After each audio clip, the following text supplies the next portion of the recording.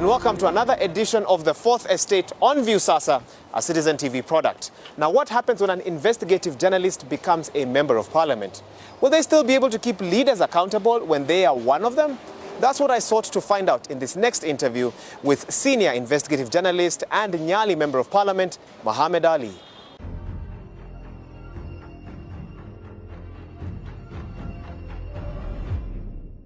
Honorable Mohamed Ali, I know you don't like that title. Yeah. But you have to accept it. A servant. A servant of the people. Servant of the people, yeah. Thank you for giving us this chance to talk to you. Karibu. Kenyans know you as Jicho Pevu, and for those watching us from other countries, Jicho Pevu means a person who scrutinizes. Just the exact translation would be.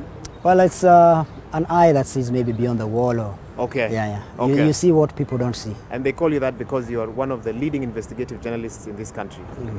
What made you get into investigative journalism, and how did you get into that particular space? Well, it's all about the problems that people encounter. And when I was growing up, I also went through a lot of problems. And I thought to counter such things, we should have a special team that will be dealing with crime and investigation, exposing the evils, so that people can know where the problem is. Because during those days, if something bad happens to you, you don't know who to run to. You cannot run to the cop, you cannot run to the government. You end up being mistreated simply because you're a poor person. You don't get those services as per your constitutional right. So I thought it would be wise for me to start something that will be the voice of the voiceless, a voice that will amplify other people's voice so that they can be heard. You've done numerous stories over your, 15-year career? Close to 15-year career in investigative journalism. You've talked about police killing, drug scandals, and so forth. Which story stands out in your mind as a story that either had the most impact or was the hardest to get, especially because of the challenges you faced, threats, and all sorts of things? Which story stands out most? Well, the drug story, Parwanja la Mihadarati, was one of the best, and the Westgate siege, plus the one that I did for Al Jazeera, killing Kenya. The media houses in Kenya refused to air it, and I had to cut across so that I could talk to other people outside there, and Al Jazeera accepted. Most Kenyans think you live a very glamorous lifestyle. They see the final product that's on TV. They don't know about the threats to your family. They don't know about the danger you put your life in. Why would you put yourself in such precarious situations, and yet you know that there are people now who have a grudge against you? When we were starting, it was a little bit scary, because once you get a threat directly or indirectly, you are really afraid, but you get hardened as day goes by. You see a lot of blood, you see a lot of killings, you see a lot of evil things happening in this country.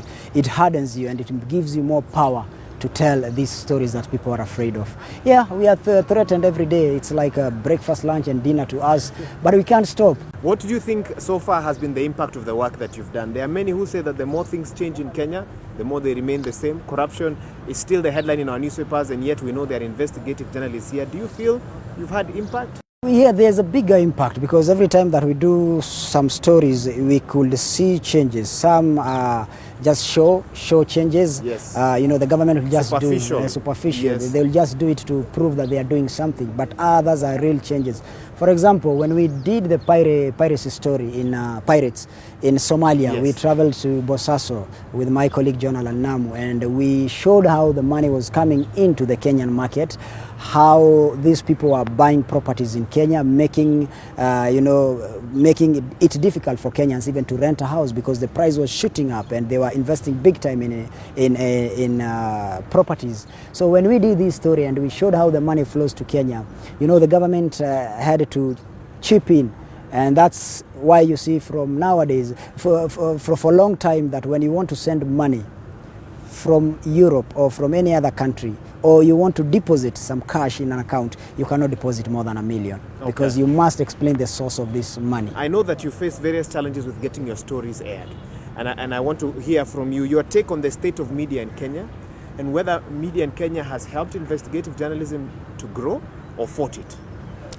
I really miss the journalism of those good old days, when we had real people in journalism, real journalists, let me call them, where the likes of Farida Karonei, a tough woman, an iron lady, the likes of Linus Kaikai, very strong and bold, Katua Nzile, Kizito na Mulanda, those were the people who were calling the shots those days. If you have the story, I remember Farida will always say, mwaga picha. You know, she was not. She still says it sometimes. That's good then. Yes. She was very strong woman. Linas was strong. Kizito was strong. Katuanzile was strong. But as time went by, a new breed came in. You know, pretty women, pretty faces. Handsome men who are just coming to, they thought TV is all about having a pretty face on TV so that you're going to be able to get a lot of viewers. But they messed up because these people just come in, they don't have that training, they understand nothing about journalism. They think journalism is all about appearing on TV, wearing an expensive suit, driving a good car, changing your style. And they behave like that. You've had a chance to travel the world talking about journalism in different forums. You've met media or media representatives from other countries as well. How would you compare the state of media in Kenya to Africa and then the wider world? At least Kenya, we are better than other countries. If you go to other African countries, you'll thank God that you're in Kenya. There are some things that you can do here in Kenya. It can't be done in other countries. But the problem with this country is self-gagging, and even the journalists have taken a political side. There are those who are in NASA and there are those who are in Jubilee. So they don't care about the people in between who are Kenyans. Ndio Waswahili wanasema wapiganapo fahali wawili nyasi huumia. So nyasi are Kenyans, they are suffering because you hide. You don't tell them the truth. You don't tell them where their money is going. You don't tell them who is killing who. You keep on telling them about some funny thing. Do you have a dream of opening your own media house? If you are not happy with the current media management generally in Kenya, do you have a dream of opening Well, we already have one. Okay. African Uncensored. African Uncensored, that's yes, right? Yes, okay. We have one and we are trying our best. I think we are going to the third year now. Despite many challenges, we are broadcasting. The problem is that we are so much online. Sometimes when the media house want our story, we give it to them so that they can be able to broadcast. And yes, we shoot even with the media houses from outside the country. So the dream has been there. You have started. We have started. God willing, we will fight for this space kabisa tupambane na media world ya Kenya. Okay. Moha, in August 2017, you are elected as a member of parliament for Nyali constituency, that's at the coast. What made you take such a drastic decision to become a member of parliament, yet for a long time you seemingly have been fighting those who are in power? Well, I wanted to bring justice to their doorstep. We've been sitting outside complaining. The problem with this government is the parliament. This is where the laws are being made. This is where everything that affects Kenyans is being done. So I sat down and said to myself, why can't we take justice to their doorstep? Why can't we fight from inside? And that's how the dream started. So okay. I chose to come and fight from inside. From inside? Yeah. What structures have you put in place to ensure that you do not become like the men and women you have investigated over the years? That next time it will not be me coming to do a jichopevu on me. On you. Well, first of all, I'm a new guy here. So you sit down calmly, trying to find out how these people operate.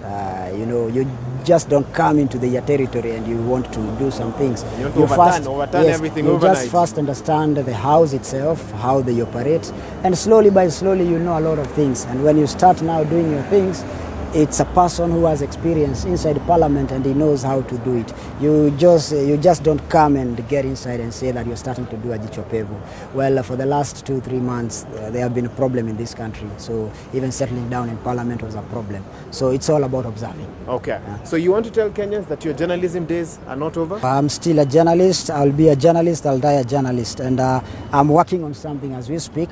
And very soon we are going to unleash it to to Kenyans so that they can see what has been going on behind the curtains. So yes, I'll be practicing. I'll be the first member of parliament, I think, in Africa to practice journalism and be a member of the parliament at the same time. I mean, it sounds very rosy from where we stand, but I know you're going to face a lot of challenges. You don't have a lot of time as you used to before. You now have a whole constituency to deal with, and it is possible that some MPs, your colleagues, will be telling you, Moha, go slow. This is not how things work here. And your smile tells me it has already started. No. How are you going to deal with that? That's not Moha. There is no go slow in crime and investigations. If you're on the good side, then we are on the good side with you. If you're on the bad side, we will expose it. So there's nothing like Moha is now in parliament. After some few years, I will listen to them and will forget everything from outside. No, I know there's no time of doing jichopevu and parliament at the same time, but I'm trying to take much of my free time to make sure that I produce a good story about this country. And I've asked you this before. So are you telling Kenyans, and I want to record this and maybe I'll play it for you one day in the future, that you have not sold your soul I will to never. this house? I will never. I will never. Just the issue of being seen with a president does not mean that you've sold your soul. There is respect. You know, he is coming to my constituency. There is that respect, and you have to give him that respect. You're referring to the incident when Kenyans went for your neck, so to speak, on social media because yes. you are seen you with the see, president? I can't be them. I am Muhammad Ali. I am myself. God above me and Muhammad Ali down here. Some things you do, there is politics and there is ideology. If I am for ideology and you are just for politics, then we are two totally different people. Okay. Yeah. So when the president came, people were like, oh, Muhammad Ali ameenda. So do you want me to not to even say hi to the president? Do you want me to abuse the president so that I can get mileage the way people are getting mileage by abusing the president? No, there is respect, there is a space of ideology, and there is a space of politics. We might work together, Wahiga, have lunch together, you know, talk about a lot of things together. But when it comes to our ideology, in terms of this country, then we are totally two different people, because maybe your ideology is totally different from my ideology. Okay. And that's why we go wrong. Thank you so much. I'll call you Mheshimiwa only once. Just call me Moha. Just call you Moha. That's enough. All the best. Asante. Thank you so much. Asante. So that's how we wrap up this edition of the Fourth Estate on View. Sasa, we're live from just outside the parliamentary buildings. Of course, let us know what you think about this particular segment, and also who you'd like to see featured on this segment. But for now, my name is Wahiga Mwaura. We'll see you again tomorrow.